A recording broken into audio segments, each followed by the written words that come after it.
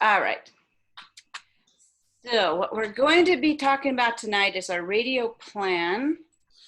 And we're going to go look at how to use our radios towards the end instead of at the beginning. And so we're going to jump down to look at what the radio plan is, figuring out where we are in our zones and identifiers, and then look at practicing for the plan. So first of all, why do we need a radio plan? We need to, for one, if there's a disaster or something big happens, the emergency people are going to be really busy. They may not be able to get to us. The phone lines might be down, roads might be closed, and so we might be on our own, and they won't necessarily know what we need. And the city's actually encouraging neighborhoods to have a radio plan, primarily using ham radio operators to interface with the Emergency Operations Center, but then also on the ground utilizing walkie-talkies, the FRS, GMRS, which Thea will talk about later when she gets back in here. And so those are what we're going to focus on, are the walkie-talkies.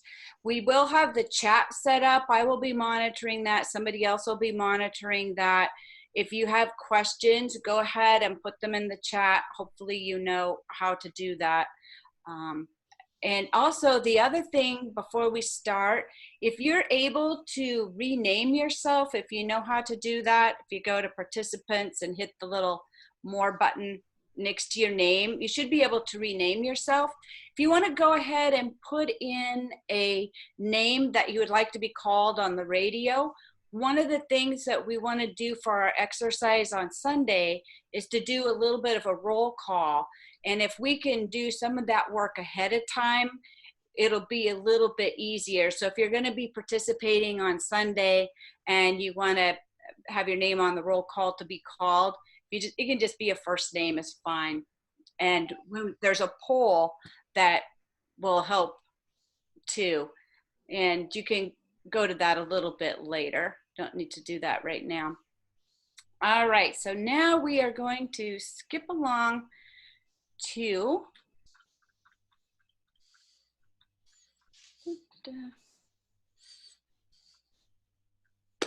FAN's emergency communication plan. So we've actually been working on this for a while. And a neighborhood plan it's a structure plan for communicating at the neighborhood level during emergencies or disasters. We're primarily going to be focusing on two-way radios, which are your basic walkie-talkies, and that will be for communication between immediate neighbors, between groups, and then also to a central hub that we'll be able to communicate out and interface with ham radio networks out into other key emergency communication networks. And we're also working on an amateur radio plan that's going to coincide and be combined with this. It's almost ready to go. We have a frequency and a date, and maybe we'll start that in September. We'll have to see how this exercise goes, but that's also in the works. And so let's see here. So our objectives are to have a structured radio net control protocol that helps to organize things in a structured way, to have regular practices and drills, which is what we're getting started on this month. To be able to test our radio equipment and our plan, we need to figure out our designated channels and secondary channels. We have those tentatively set up. We'll test them out, see if that works or not. And also to be able to map areas where there may be dead zones or places where we aren't able to communicate, where we have to set up relays. We have College Hill that's in the midst of our neighborhood, and so that's going to make a difference sometimes on if we're able to actually hear each other or not. So that's part of what Saturday's test will be, is testing how that's going to work for us and what adjustments we have to make. So you might be thinking, you've decided, you've volunteered to be a radio emergency operator for your your friendly area neighborhood. And so what's expected? Well, simply all we're doing is we're conveying information. As a radio operator, you're not expected to have to meet the critical needs that we may be finding. We're the eyes and ears on the ground. We're getting that information. We're just passing that on to the best of our ability to qualified experts, fire, police, EWEB, city officials, people in emergency commands, to be able to have that information to pass on. That doesn't to say that we don't have trained experts that are able to respond to those type of events, and that can happen, and we can help to facilitate that. We can be able to identify where needs are, what resources are needed, and be able to facilitate that through radio communications. And it's a tiered level. So basically, most of us in the neighborhood, we're going to be the eyes and ears, and that's where the walkie-talkie part comes in. And we need to be able to have an organized way to pass that information on in a way that's going to be effective. So where do the neighborhoods fit in with this? In Eugene, there is an emergency communication plan. There's plans that are being worked on, and most of those interface, or a lot of it interfaces with the CERT teams, CERT districts. There's the, many of you may have had CERT training already. I know I'm CERT trained. Several people on their team are CERT trained. I know there's a lot of people in friendly area that have gone to the community emergency response team training. And there's several districts, and they have communication plans. Most of those are utilizing amateur radio operators, and that's going to be at one level, but there's only so many channels to talk on, and a lot of traffic, radio traffic, happens during events. And so the neighborhood emergency plans are going to be more at the local level using the FRS walkie-talkie type of radios. And there are some plans in the works. A couple of the CERT districts do have, I know the Northeast CERT district has a monthly plan that they do, and they're integrated with ham radio and also FRS radios, and they do some monthly drills, which is really cool. There's other neighborhoods that are working on emergency communication plans. The Southeast neighbors have a monthly drill that they do with FRS radios, and they've been doing that for a while, and we've borrowed a lot of that information from them. So we're really, really thankful for their help in doing this. This is not a very good picture, but it gives a little bit of some organization of a potential emergency communication plan using amateur radios. So this here would be the emergency operations center at the city, and then this here would be the district, the CERT districts. And there's several CERT districts, and then this here would be a hub where a ham radio operator in the neighborhood would be, and then these other little hubs would be walkie-talkies and maybe ham radio operators that are getting information into this person who's relaying it to their CERT district leader. And where we are in FAN, we are actually, I'm not going to spend a lot of time on this, but just a context of where we are in the neighborhood. Southeast, we are in Southeast District for CERT, and Carlos Barreras is the CERT leader for the Southeast District. He's also a longtime member of the Friendly Area Neighbors Board. And currently we don't have a radio plan that's happening right now, but we can still start this at the neighborhood level. So we are number 11 right here. There's actually 11 neighborhood associations within the Southeast District. So they've divided those up into 3 sections: Southeast 1, 2, and 3. FAN is located in Southeast District 2, which actually includes Jefferson West Side, the Whitaker neighborhood, Downtown Neighborhood Association, and I believe the West University neighbors. So this is kind of north of the river here. That's our CERT area that we are in. And so for a radio plan, one of the important things is being able to have, hold on a second there. It's important to have locations identifying where we are. It's always good to know who we are, where we are, when we're being able to track what's happening in our neighborhood. And if any of you are part of your Map Your Neighborhood groups, yay, thank you for being a resilient part of the neighborhood. And or maybe we have some Map Your Neighborhood group leaders here as well. And so you may be familiar with zones. We've divided the neighborhood up into 10 geographical areas. So the boundaries for FAN are Chambers on the west, 18th on the north, Amazon Creek on the east, and then 29th and 28th on the south. So each of the zones, we start with one over in the northwest corner. And we had planned to have a ham radio operator in each one of the zones. And when we researched that, we found we don't have that many licensed ham radio operators. So we've scaled our plan back to using mostly walkie-talkies, and we still weren't sure how many people we were going to have to be able to have a leader in each one of those.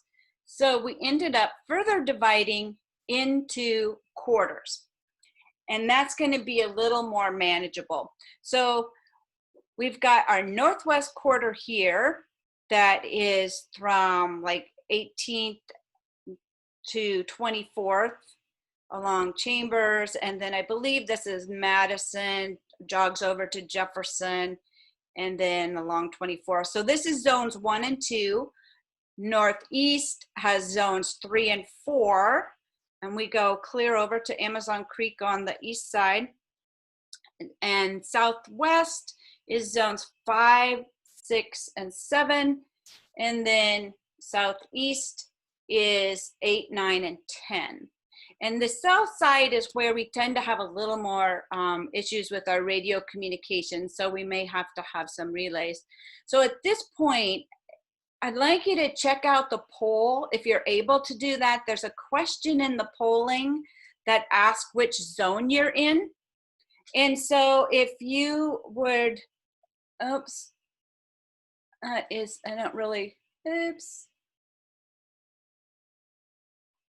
Hopefully you can see that on your screen. All right, the poll has been launched. Can you show us the zone maps again? Want me to go back to the zone map? Thanks, Lena. Oh, you betcha. Well, of course I can. Come on. Sometimes it's slow. Stop being slow. There. All right, that might help to be able to look at that. So yeah, so if you can put in your zone, what we're hoping to do is be able to match your name and your zone and put those in for a roll call on Sunday if you participate. That would be a really good thing. Are you guys okay with that now? Could you tell me the boundary between zone 1 and zone 2? I'm not sure where there's. Oh, you know what? Do you know where Friendly Street is on that? Friendly is way over here. So this is Polk. I think this is Polk on, let me turn the pointer back on, sorry. Uh-oh, stop that. Hold on a second.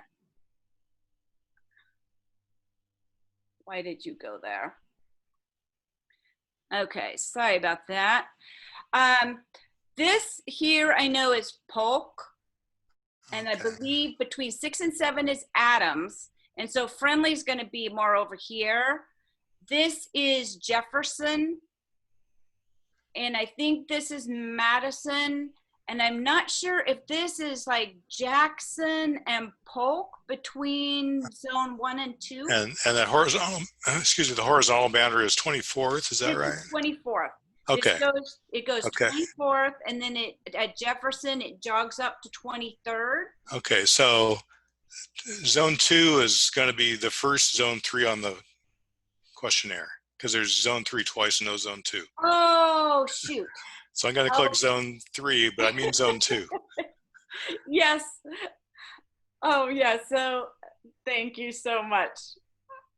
That is confusing. Sorry about that. Is the questionnaire still up? I minimized mine and I need to look for it. If it's, is it still up? It's still up. Okay, I'll look for it. Okay. It's, I don't know if that's going to help you. Probably not because you can't activate it from my screen. Lena, what's the boundary between zone 3 and zone 4 east-west? This is Charlton. Thank you. This is Charlton runs through here all the way down. I can't remember if this is around 27th or maybe, and then it jogs over to Lincoln. So it goes to Lincoln and probably wherever it turns there, and then Charlton all the way north. And this is Willamette Street. Between 9 and 10 is Willamette. And then there's, oops, would you stop that? Between, I don't know why the pointer's not working. There's 24th here, and then it goes up or to 23rd, and then back down at Jefferson, back down to 24th.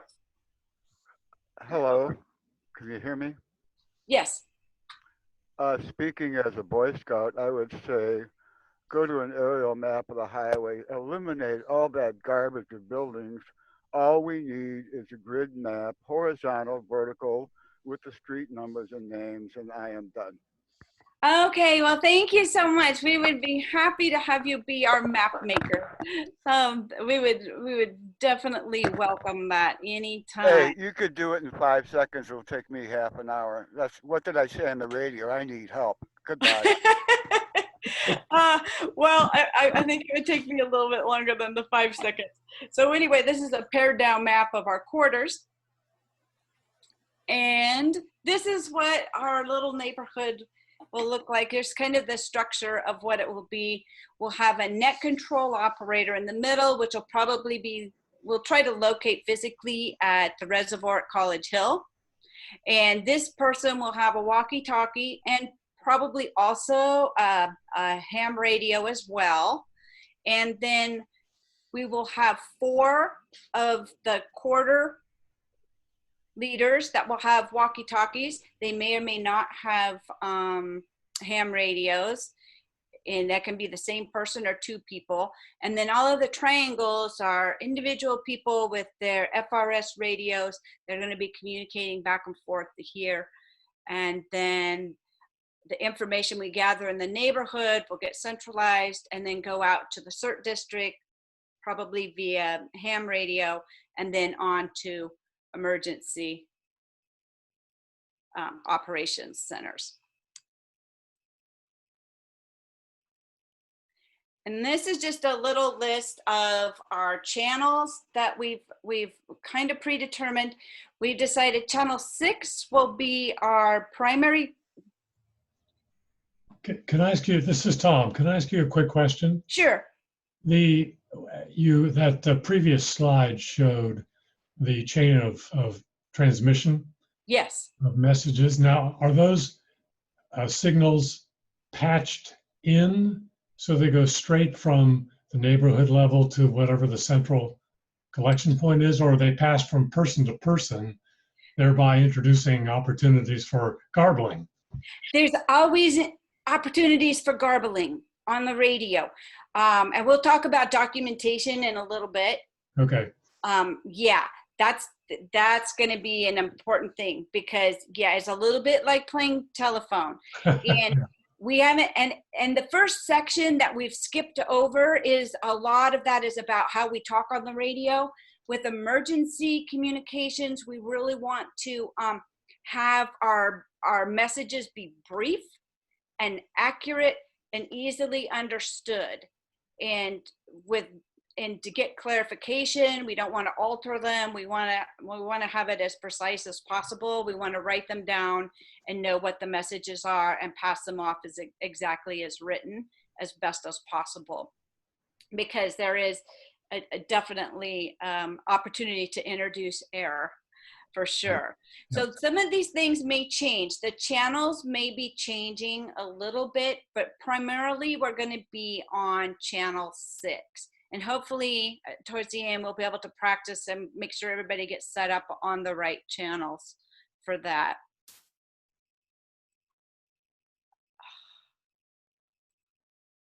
All right, so some of the roles that we're going to play. Let me make sure I lost my working area. So the different roles we have are net control, the quarter leader, one for each of the quarters and fan, the FRS operators, and then very importantly, very useful, helpful people are scribes to help with that documentation. So we want to be organized. So we're going to run this as a directed net, under a directed net protocol. Whenever there's more than 4 people trying to talk at the same time, it gets really, really super messy. And once somebody pushes that mic button, the push to talk, nobody else can talk. And so we want to be really mindful of how we do that and getting that traffic directed. So with the net control, and basically a net, for people who don't know what a net is, it's a network. It's essentially a meeting on the radio at a particular channel for a particular purpose. So it's a date, time, place, event. Everybody's all together on the same channel. If it's a regularly scheduled thing, we call that a net. So this will be the radio ready net at 6 o'clock on the second Sundays of the month. That'll be our net. And so what the net does, the net control is the one who all the transmissions need to go through that person so that people aren't talking over each other all the time. So net control, I will probably be doing it for the first time or two, and I will be looking for somebody to back me up for sure. Then this will be somebody that probably is going to need to be at the top of the reservoir, because that's going to have our best communication going out to the full neighborhood is what we found so far. So this is a person that's going to be talking to the quarter leaders and talking to the ham operator if that person is not also the ham operator, and then talking to the CERT districts and emergency communication or other official designated people who might need a report. It's an interface with that the city and other emergency officials so that they can get reports from us and we can pass on the information that we have that's happening in our neighborhood. So basically they open and close the net, they do roll calls, they direct the traffic, which is the radio transmissions, and the priority of the traffic as well, which traffic priority will be covered in the other section. And this is another great opportunity for people to volunteer. These are the quarter leaders. And so as a quarter leader, what we're asking you to do is to be that person in your segment of the area, and probably have you do a little roll call with the people that are in your zone. So say Northwest would have zones 1 and 2. So the leader for they're going to go on their own channel that's designated for their quarter, do a little roll call, and then come back and check in with the net control. And you won't have to memorize all of this. We've got it all written down in a format. And we will also help give you a script. We're going to be sending out anybody who's participating in this. We'll do a follow-up and make sure you have like a documentation with your roll call and the information you need to be able to make this work. And then the FRS operators, again, those are the eyes and ears on the ground. Ooh, I did not edit this, apparently. It's got a few typos in there. And so when roll calls are called, they're going to answer, give any reports. And then we've got the all-important scribes. Scribes are very helpful. It's really good. As your radio operator, it's good to take notes. That's always a helpful thing. If there's somebody else there with you listening and taking notes. So if you have somebody in your family who, you know, doesn't really want to use the radio but wants to participate and they have nice handwriting and take good notes, that's an excellent way to be involved. And so again, you're writing down the messages and the transmissions. And documentation. And documentation is important. You know, writing down what you hear, trying to be accurate. For the most part, initially, we're just like taking like first names, what zone are you in, where's your location, that type of thing. And then, you know, it's good for accountability. It also helps to know who our teammates are. When you get used to talking to people on the radio, then you end up learning, you know, okay, this is this person, that's that person. And it's very helpful in an emergency if you've already had some practice talking. And it just helps with accountability. It keeps track of timelines and resources and what our needs are. Don't worry about this too much. This is just one of the forms that will have like a roll call. We'll be sending this out. And that'll be in the packet to help with the documentation. One of the things we might be documenting is looking at the signal strength and quality. We want to find out where the dead zones are, who's able to hear who. That's going to be an important part. And you don't need to memorize this. We'll be able to give you that information. And then tactical signs. Tactical signs are just names of that are based on function and location. What's nice about those for emergencies is they stay the same. So an event can be going on for many, many, many hours, and we might be rotating people in and out of that. And so if we have a tactical name, then that stays consistent. It helps to improve the effectiveness of our communication. So these are, we don't really have that many tactical names. This is a pretty small group right now, but in the future, if we combine this to bigger exercises where maybe we have like small search and rescue teams, and then we have a radio operator that goes along with that search and rescue team to be able to transmit information while they're doing the search and rescue part. There's all kinds of applications that could work. So for right now, we just have net control and our various northwest, northeast, southwest, and southeast quarter leaders. All right, how are we doing so far? I'm doing great, thank you. Oh, good. All right. Looks good. So, I'm gonna have to bail, but I'll join you guys on Sunday. Thanks. okay, and we can send you just if I don't know if you put your information in the chat. You can put just make sure that we send you your information. We'll send you a little packet. I'm on the mailing list. Is that good enough? We'll put it there. Yeah. All right. Sounds good. Thanks All right. a lot. Thank you so much. See you, Craig. Bye. All right. Bye-bye. Oops. Sorry about that. So for Sunday's exercise, what we're going to do is everybody's going to turn on our radios to channel 6. Does everybody know how to turn their radios on and set the channels at this point? Does anybody not know? Does anybody not know how to do that? Does anybody need help setting the channel? I need help. Okay, we'll go over that. We'll go over that at the end. We'll make sure we cover that. This was Thea's part on here, and I don't know if she's made it back yet. So, but if not, I'm happy to go over that part of it too. So for the exercise, what we'll do is we'll turn our radios on to channel 6. I'll say a little preamble that'll be something to the effect of, you know, this is Lena, net control for the monthly fan radio ready net. and then we'll proceed with a roll call. First off, I'm going to call the quarter leaders. So I'll ask for them to check in with their name and location. They'll do that. And then I'll do a roll call for all of the FRS walkie-talkie operators that are in FAN. And we'll have the names that we have will be on there. And so you may be able to hear me, you may not. Hopefully, everybody will be able to hear. And that would be great. It may be that you don't hear, and that's okay. Make a note of that. You probably will hear some people that are close by because we'll all be on channel 6. And so you're probably going to have some people that you're able to hear.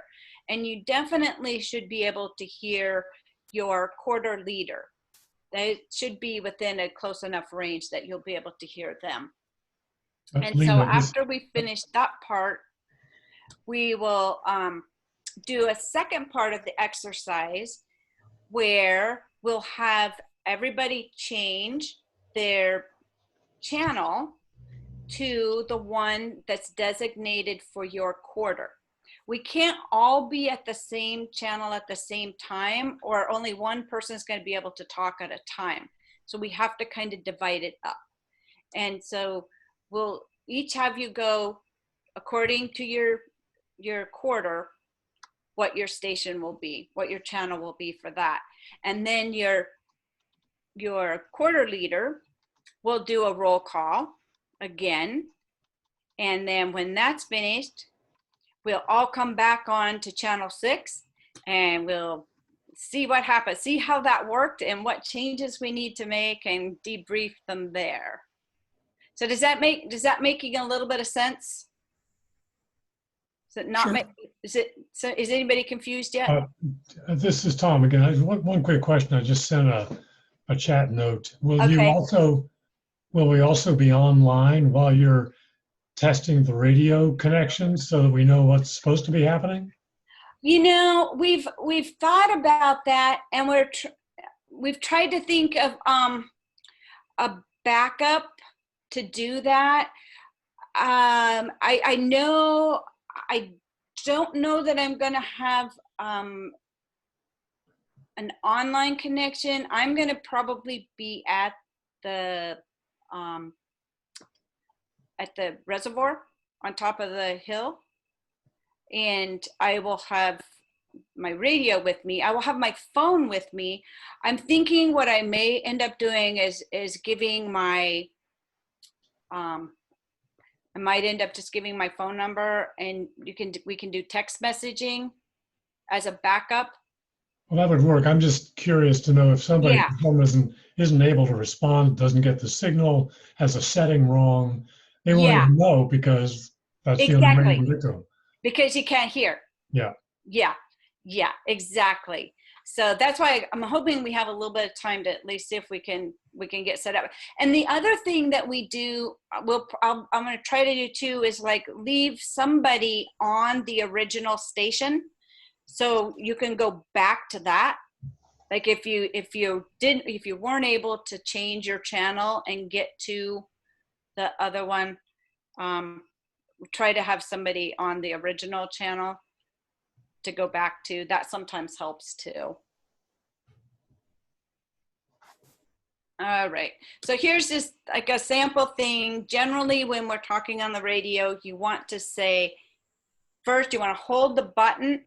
First of all, think about what you want to say ahead of time. Sometimes there's something that happens magically when you push the talk key. Sometimes everything disengages in a person's brain. You don't want to not to be thinking while you're pressing the mic on. So think about what you're going to say. Push the talk key and talk slowly, a lot slower than I am. I talk slower on the radio, for sure. Push the key, take a little breath, and then say who you're calling. And then say, this is, and say your name. And then let go. So a lot of times what happens is people push it too quick, or they're too fast on the trigger, and you're missing either the first part of the transmission or the last part of the transmission. And that's also a good reason to keep it brief. And the other part of the presentation talks about some of the words we use. So a little bit about, we haven't talked about the difference between FRS and GMRS yet. They're both walkie-talkies. They do very similar things. The primary difference is the power, how much power they have, and also licensing. That's the other issue. The FRS radios, family radio service, are limited to no more than 2 watts of power. The GMRS for a handheld is you can go up to 5 watts of power, and even more for like a mobile base station. So they have more power and can cover longer distances. They also require a license. It's $70 for a 10-year license, and they cover your immediate family, is how that works. So you can use, if you have a GMRS and you have a license, you're more than welcome to use that. It's not necessary, but you're more than welcome to use the GMRS, but you should be using your call sign. So for myself, I have a GMRS with a license. And so when I do the net control, don't be surprised when you hear me use a call sign, because the FCC requires that. I need to use that at the beginning of my conversation. I need to also use it every 10 minutes. And then at the very end of my conversations, when I'm clearing the channel, I need to make sure that I use my call sign. And so you will hear me say something like, this is Whiskey Romeo Hotel Tango 577, Lena, net control for the monthly fan, radio ready net. So it'll sound something like that. So don't get distracted by people using call signs. If they need to use them, they need to use them, and that's okay. So other things, so if it's busy, sometimes we have to be flexible. If the channel is really busy, we may have to go to an alternate. Right now we have channel 20 listed as our alternate, but in reviewing the registrations, I noticed there are some people who only have 14 channels. And channels 1 through 7 are able to have 2 watts of power, even for an FRS. And for channels 8 through 14 or 8 through 15 can only be a 1/2 watt of power, whether it's GMRS or FRS. So they're not going to be able to go quite as far. And then the 14 to 22 are also shared, FRS, GMRS, and those also can both go to 2 watts of power for FRS. So for people that only have the 14 channels, we might have to make some adjustments on where what we do with our stations for that. And if it's really busy, it's a party line. Anybody can be on the radio. It's a party line. And so we just have to hope people are, especially during a drill or a time of emergency, that people aren't tying up the channels too much, and we're able to get emergency communication through. And that's where having the amateur radio operators as another level is helpful for that as well. Main thing you want to do is listen. Before you break in on a conversation or the net, you want to listen to make sure it's not emergency traffic happening. If it's something really super important that you have that's an emergency, you can break in and say break, emergency. You want to avoid saying break. Break often a lot of times will be associated with an emergency. So, and that's usually a life or death type of situation.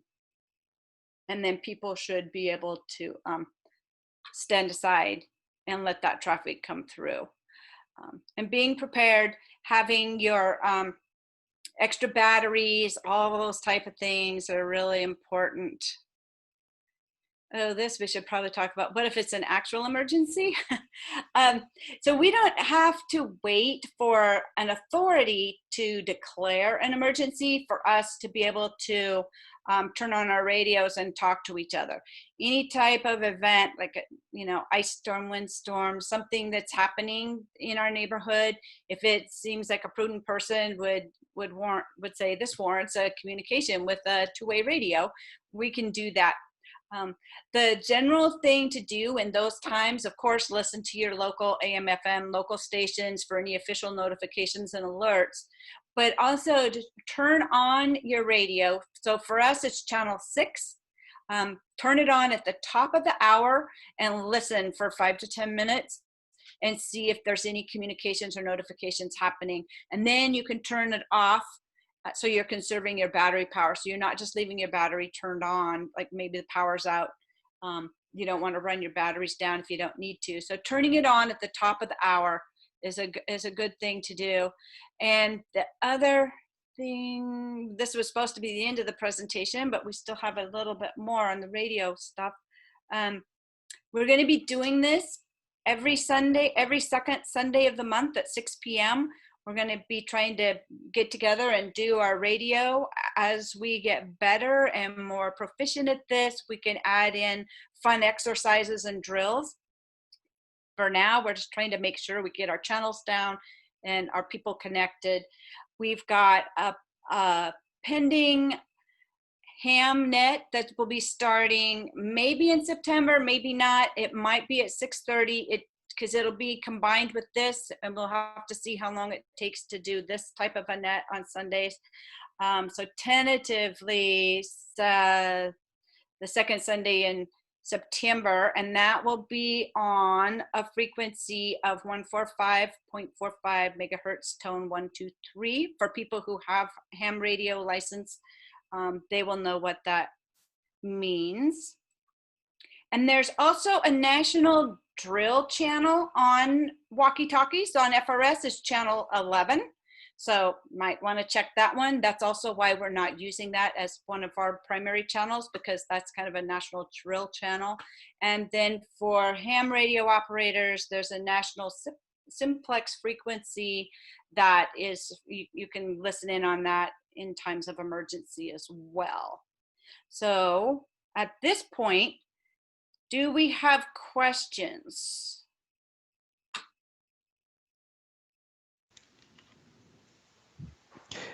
Lena, it's Steve. Hi, Steve. What's your KJ7EZL if the other one is your GMRS call sign? That is my amateur technician license. That's my ham license. Thanks. Yeah. So I have 2 to remember now. That one's a lot easier for me. I have a hard time. I have to use the Whiskey Romeo Hotel Tango because I have a mnemonic in my head. I've created a picture for that one. It's the only way I can remember it. I can't remember WRHT for some reason. But the more you use them, the more you get used to them. So I guess, I don't know if Thea has made it or not. David here. Hi, David. I am hard of hearing, bilateral, profound, and the CDC said that 1 out of 10 Americans, 1 out of 20, excuse me, my apologies, 1 out of 4 Americans has hearing loss who think my apologies. CDC declared 1 out of 4 Americans who report good to excellent hearing to actually have hearing loss to non-industrial sources. This is an issue, remember the phonetic Abel Baker Charlie or whatever, Ecuador, whatever you want. So we got to think about that on the radio. One thing about the COVID and the mask, you can't read lips. And a lot of people who are marginal, like most people, are subconsciously reading lips. And, and plus, the hearing loss causes stress, and we don't need that. So that's all. Thank you so much. And And thank you for bringing up the phonetics. I had a slide in there. I took it out because I had to pare this down. But there is a phonetics slide, or there's the phonetic alphabet, Alpha, Bravo, Charlie, Delta, and we will include that in your packet also, because there's a lot of times when things sound very much the same, especially call signs, and it helps to be able to spell things phonetically, and also speaking slowly. Like, I tend to talk really fast on the radio. I have to go into a whole different mode and speak slowly and enunciate and use very, very few words. The fewer, the better. Just, really trying to be to the point.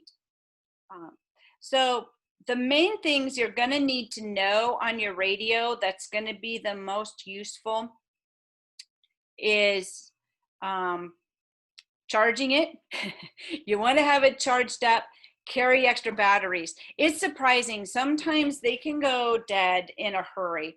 And I know when we've done the radio range testing, we've done that a few times. And once they start to go dead, once the power drops, it can drop really fast and you're not able to transmit very far at all. And so making sure you've got an extra pair of batteries, that you've got them charged up. You don't want to overcharge them, and definitely make sure you don't put it in the charger with the alkaline batteries in. I did that once and totally blew up some radios. That was a mistake. So the other thing you want to be able to do, you want to have, of course, how to turn it off and on, have your owner's manual available. Some of the things you want to make sure, know how you change the channels, and we're not using any privacy tones. So we don't want to use any of the subtones or privacy tones. So make sure that you turn those off. If you are on your channel and maybe not able to hear, sometimes maybe you have a privacy channel on, but you want to make sure those are turned off, that's just a 0. The other thing you want to turn off is the VOX, the voice activated. You don't want to have that turned on, because if your mic is being activated by miscellaneous things, you're going to be interrupting other important traffic. So you'll want to make sure that that's not happening. Lena, a quick question, please. Yeah, sure. Are tones the same as codes? My manual refers to codes. They are, sometimes they're called codes, sometimes they're called tones. Okay. Yes. So set it to 0 regardless. Set it to 0. Yep. Just set it to 0, so you just have your straight channel, just channel 6 with no other sub channel or subtone. Okay. Yeah. It's a good idea to know your power settings too. That's a helpful thing to be able to know. For some FRS radios, you can't really change them, but some you can. So they'll be like high and low, which would be like a 0.5 watt and 2 watt, more or less. And so there's some situations where you want to have it on the lower 0.5 watt setting, especially when there's a lot of people close in, so you're not getting interference far away. So, and that's why we're changing, we all in the different quadrants are going to have a different channel, so we're not interfering with each other when we're talking. And so, and plus the low power setting will also help to conserve battery power. And sometimes they call it like your power saver setting, and really what you're doing is you're changing, you're dampening it down from 2 watts down to 0.5 watt is really what's happening with that. The other thing, you're holding it upright, sometimes even up in the air. And if you are having a hard time hearing, sometimes it's helpful to use a mic. I'm not going to play this. It's helpful to use like a little earbud or a mic. That can be helpful, but sometimes those might come loose. So if people aren't hearing you, or if you're not transmitting, you want to make sure you check your connections, because sometimes that can be a weak link in the system for that. Again, remembering that only one person can talk at a time. You don't want to accidentally key your mic to where nobody else can talk. That's impolite. It happens sometimes if you have it clipped on a belt or a backpack or it gets bumped or something. Sometimes that can happen. So you just want to check and make sure that's not happening. The other thing to remember is that everyone and anyone can hear you.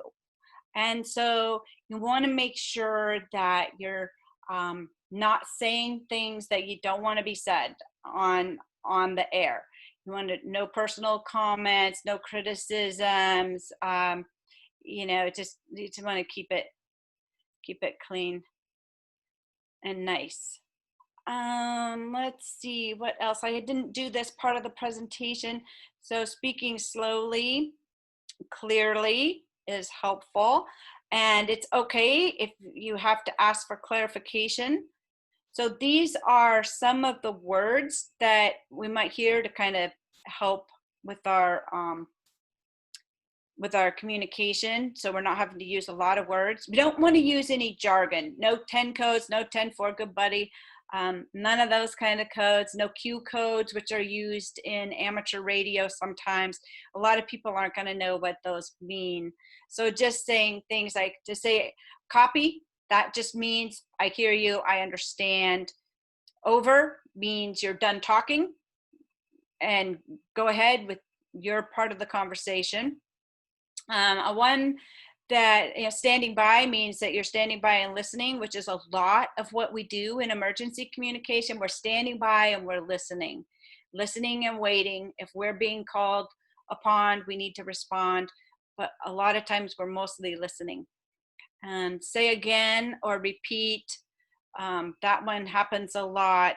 Saying affirmative or negative, that's pretty clear. Radio check, those you can do, you want to do those pretty briefly, sometimes before an exercise if you get on early, and you can just say radio check, this is, you know, this is Lena, and wait for somebody to respond and they'll say whether they can hear you or not. Clear or out, that means you're done. It's always a really good idea, and it's really important when you're working with a group of people in an emergency situation and you're working in a net. You don't want to leave without telling anybody, because we don't want to lose our people. You know, we'll assume you're there listening unless we know that you've left. And so make sure you check in and say if you have to leave or you need to be relieved or you're taking a break and you're going to be out, and then you're done. Well, just to say you're clear doesn't mean you're gone away, but if you are going to go away and not come back, make sure the net control or your leader knows that, so we won't be surprised when we call you and you don't answer. Locking the settings, learning how to do that can help. One of the things to remember on changing your channel, that's happened to me the last time I used it, actually, I had it set and then I changed the channel, but I didn't finish pushing the button to lock it in, and it reverted back to the previous channel. So make sure that you end up locking your settings. It's a good idea. Turning off the squelch. Mine doesn't really have a squelch, but you want to make sure that you've got it to where you can hear information that's coming in, and you've got your volume up enough that you can hear weaker signals, but not so loud that it's all staticky. Let me see. So again, practicing what you want to say before you say it. Hold the button down. Count of 3 is a little long, but you definitely want to make sure you hold it down, take a breath, and make sure you finish your sentence before you release the button. And just a few types of radio traffic. There's emergency, which means it's life or death. There's priority, meaning that it's time critical. Welfare. This can be something that may happen a lot in an FRS radio situation at the neighborhood level. You might be inquiring about the health and welfare of an individual in a disaster area. So we may get information coming in from family members, or we may need to get information out from a disaster victim, which can be happening through our FRS radios and then communicating through the amateur radios onto officials that need to know. And then routine is just anything else. So urgent messages, if you have an urgent message, say emergency or emergency traffic, you can also say break, break, break, and then call the net control, say who you are, say what it is. All right, that's pretty much it. I'm going to turn off screen share for right now. And go to where I can see all of y'all. I can kind of see all of you all. And you're able to, you should be unmuted if you want to talk or ask questions.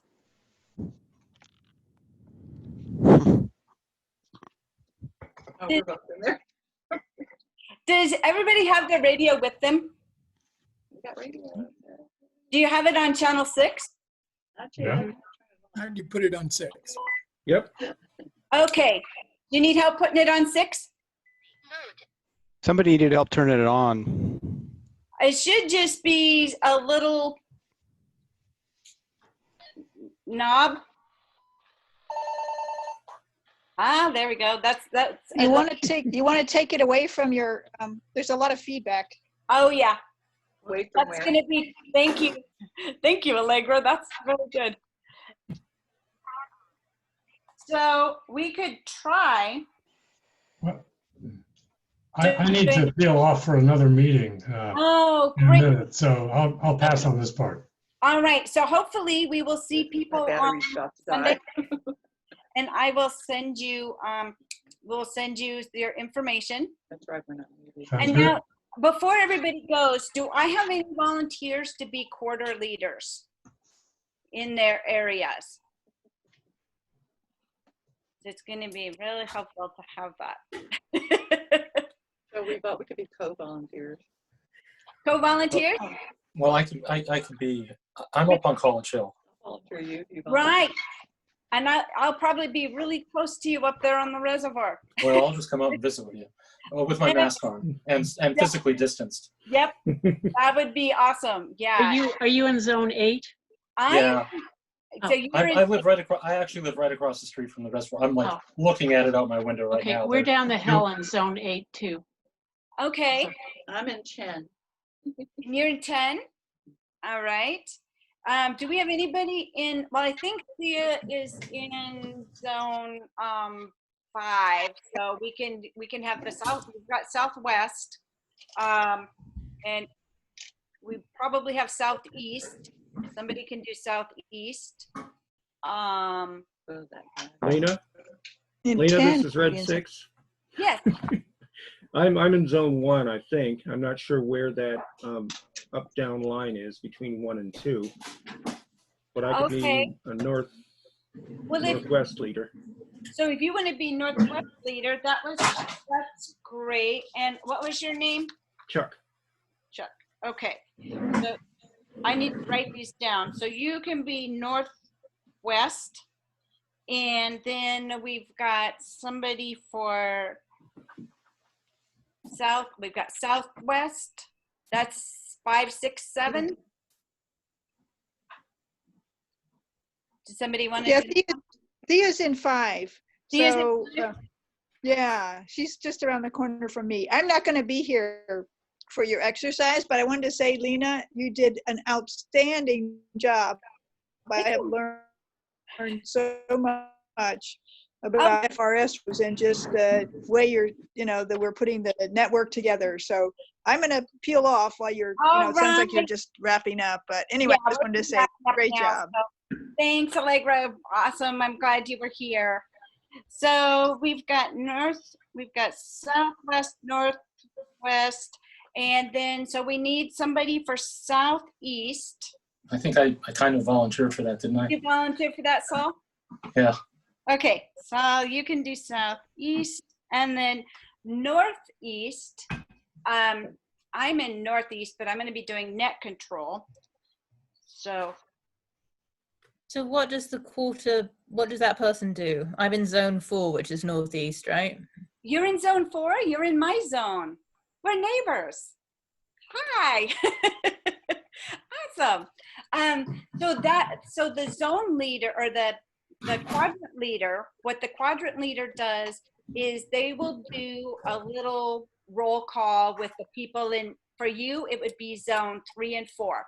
Yeah. And it might be like 2 people. Okay. I don't think we have very many people in. It'll be a short one. So we switch to another channel, which So would be we what? switch to another channel. Either And 3 or 4. right. And so, what we had planned to do was for Northwest in zone 1 and 2, we were going to do channel 12. And for 3 and 4, we were doing channel 14. And for Southwest, which is 5, 6, 7, we were doing channel 16. And then Southeast, which is 8, 9, 10, we were doing channel 18. So 2, 4, 6, 8. So the only issue will be we might have some people with only 14 channels. Mm-hmm. Do you have 14 or more? Do you have 20? I have more. I figured out how to press all the buttons. Yay. So okay. I have 20. Well, then you'd be on 14 anyway, so it would be fine. Things, because we have 4 kids, so we have multiple walkie-talkies. Oh, because well, yeah, we'll send walkie-talkies. You can send them out and make them do roll call. You can have them check in. Well, they're not all home at the moment, so. Oh, darn. Okay, perfect. So you can do, so Joanna, if you do Northeast. So it looks like we've got everybody. So I will send all of the leaders a little documentation, the little form, and I'll have some names already filled in there if I can figure that part out. And you'll just do a check off. Okay. And then when we initially start the net, I will call and have you guys check in first on channel 6. And then I'll direct you to go to your other nets. And you probably will want to announce to the people because not everybody. I have to take this call. Sorry. Oh, no problem. Thank you. So you might have to announce to your people because you should be able for everybody in your quarter to be able to hear you. And most of this works pretty well. We've range tested this through most of the neighborhood, and we can hear with GMRS, we can easily hear from one diagonal end to the other of the neighborhood fairly easily. It's a little tricky in the southern part. There's a little bit of dead zones in some of the southern parts because of College Hill. So depending on where you are, it's a little bit challenging for people in the very far southeast corner to hear sometimes. And also between, like, say, 29th and Lincoln has a hard time communicating all the way over to 18th. That's a challenging one there. So we may have to practice relays and passing information from one person to another, which is all part of radio games. So, but otherwise, any other questions? Thank you.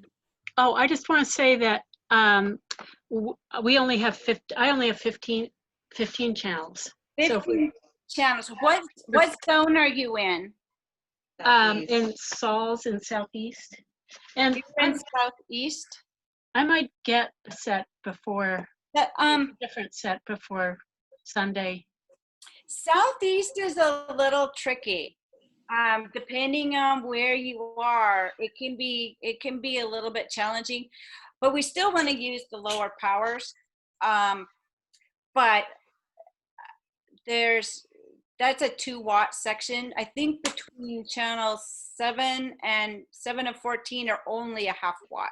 So that's also a little bit lower power capacity as well.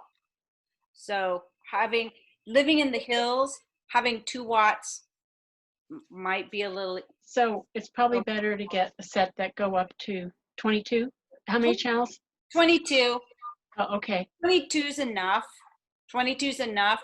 And you want to make sure that it's FRS. If it's, they're not supposed to sell hybrid radios anymore, but they kind of do. I know mine, I found out after I did a bunch of range testing that it was actually a GMRS radio. And then I went, oh, I guess I'm supposed to have a license for that. So, which is why I went ahead and got a license. It was the amount of money to get a license was the same as to buy new radios. So it should say on the packaging? It should say on the packaging. But it's kind of confusing because the GMRS and FRS share the same channels. They're shared. So. Thank you. Yeah. Any other questions? And what we might end up doing is just changing the channel for Southeast. We might change it to one of the lower ones, like instead of 18, maybe channel 8 instead. That would be within the range. But that would be a 2 watt or a 1/2 watt. Or we could just renumber the whole thing, which we're probably not going to do. I'm not going to change the whole system for the channels. We'll just change the channels. Any other? Yes. It's Steve. I have a question. I'm actually looking at the documentation for one of the 2 different flavors of radios that I own. This might be valuable to Nikki. I bought what I thought was an FRS radio, and it says, quote, 22 channels, parens, 15 GMRS/7 FRS. So which are the 7 FRS and which are the 15 GMRS? Okay. So how many channels does it have altogether? It's got 22 according to the little LCD screen. Okay. So the way that a device is, the way the device is determined if it is a GMRS device or an FRS device is by how much power capacity it has. And I've done a lot of research on these, and it is really super hard. There's nothing usually on there that tells you this is 5 watts, this is a 1/2 watt, this is 2 watts. They don't say that. You have to go do a ton of research to figure that out. So what requires licensing is based on the capacity of the device. So my device has the capacity to go up to nearly 5 watts. That exceeds the FRS limit of 2 watts. And so I have to be licensed. But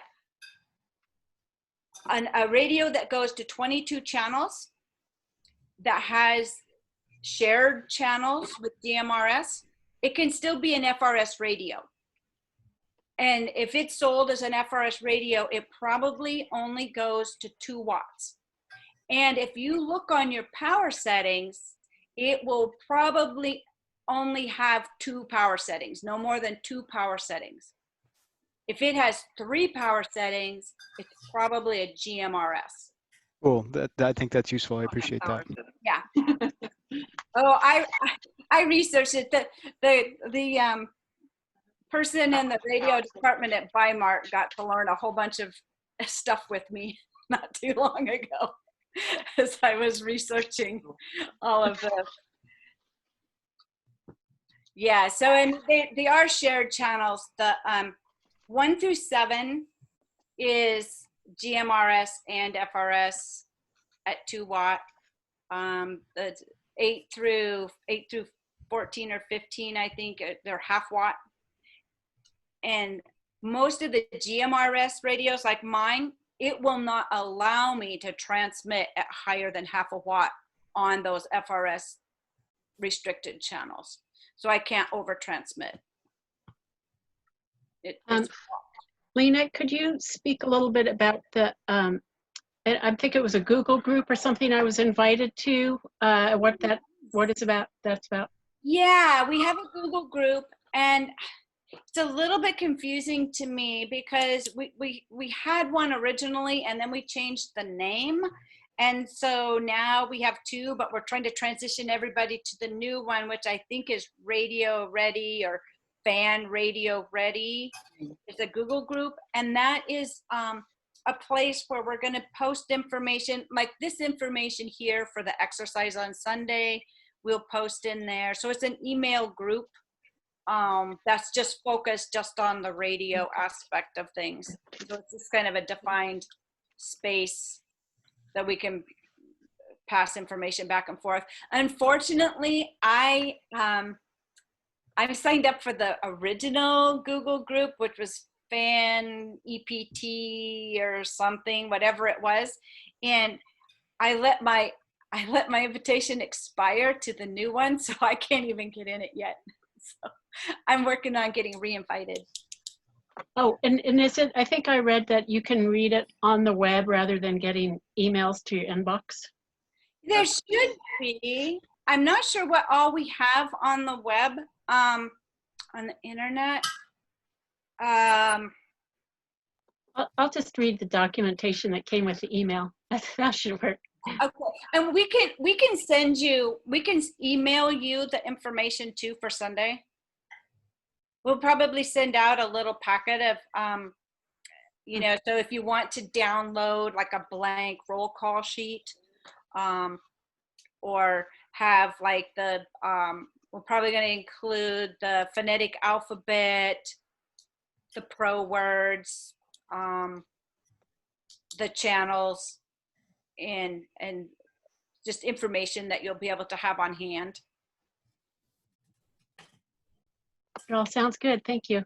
Oh, thank you all for coming and participating. I'm excited. It's been a long time working on this to try to get it to come to fruition. And yeah, we will be going to trying to get our amateur radio up and running too at some point soon. We've got a repeater.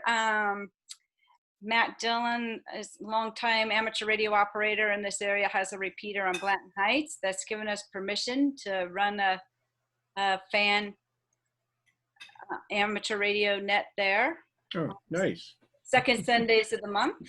So Well, that was very nice of him. It's very nice of him. He's a very nice man. He's very knowledgeable, very nice man. And so, you know, we'll combine this. What'll happen eventually is we'll do the FRS part of the exercise on a monthly basis. And then immediately following that, we will do a check-in on the amateur radio.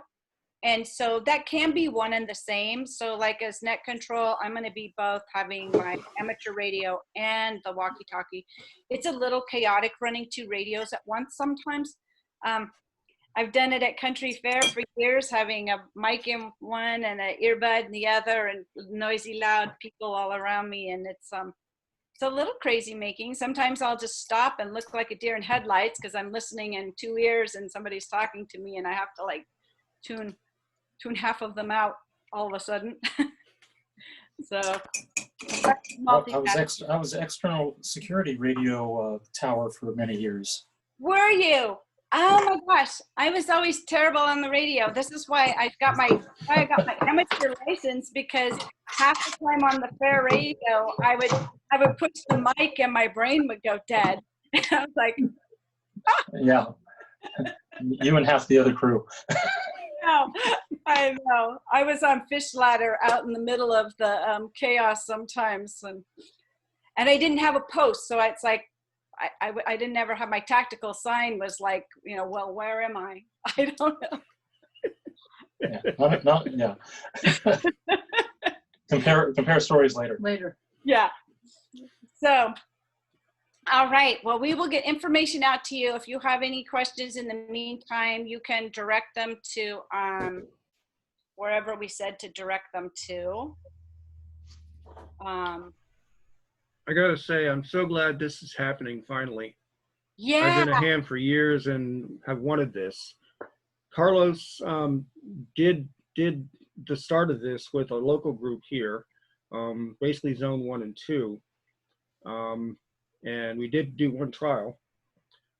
Yeah. That's where I learned about a privacy channel. Ah, that must have been a while ago. That was a long time ago, yes. Oh my goodness, yeah.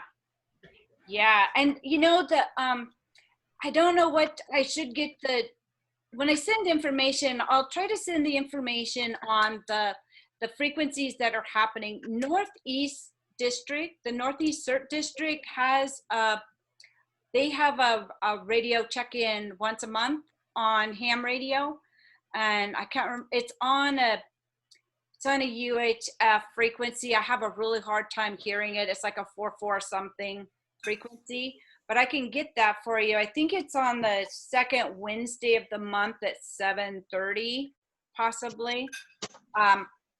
But it's interesting. And last month they did a big exercise with the FRS radios and had a whole big event that sounded really cool. But they have all of their neighborhoods check in, Cal Young, Harlow, Good Pasture. They do a monthly check-in for their neighborhoods in Northeast District. And Northwest is trying to start something. There's one on Wednesdays at 6:30 or 7. That's like for all of CERT, but that one's been like really slow to get off the ground. There's really nobody in ham radio in Southwest CERT District. That's pretty sparse. Southeast has a lot more operators.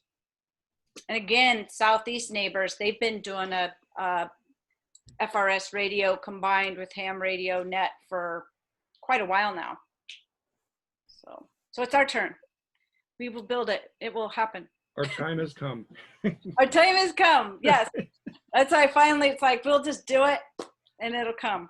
Yes. It might not be perfect or pretty all the time, but we will, continual process improvement, and we'll get it figured out. And having a big hill makes it a little more challenging, but that's what relay is for. Yep. Well, thank you all so much for being here. I so appreciate everybody showing up. We'll get information out to you, and I will be hearing you on the radio on Sunday. Thanks a ton. All right. 6 o'clock, channel 6. No All right. tones. Good job. Thank you very much, Yep, Lena. thanks, Lena. Bye-bye. Thanks a lot, everybody. Bye-bye.